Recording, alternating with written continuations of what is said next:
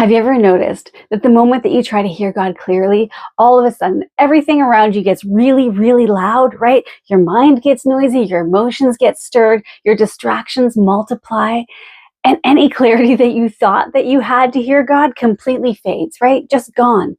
And that's not random. Jesus told us that hearing would be a battle, right? Mark chapter 4, verse 9 says, "And he said to them, he who has ears to hear, let him hear." And when Jesus repeats this phrase, "he who has ears to hear, let him hear," he isn't stating the obvious.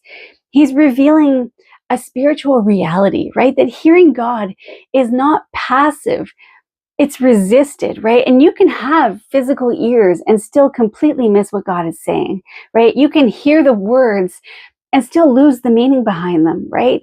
You can sit in the Word, reading daily, and still walk away completely unchanged. Why?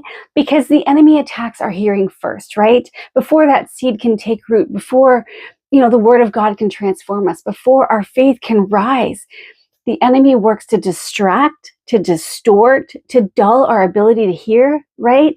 And this is why Jesus emphasizes hearing before he ever explains the soils, right?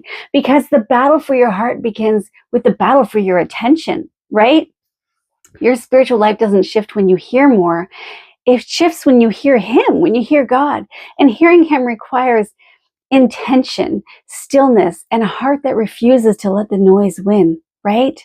But the good news is that if Jesus commands us to hear, it means that hearing is absolutely possible, right? Even in a world full of competing voices and, multimedia. So here's something to think about. What noise has been drowning out God's voice in your life? And what is he asking you to silence so that you can hear him again? This world gets so loud, so noisy. And so what can you really do? What can I do? I'm thinking inwardly right now too. Good time to journal. Lots of pondering. Until next time, guys. God bless.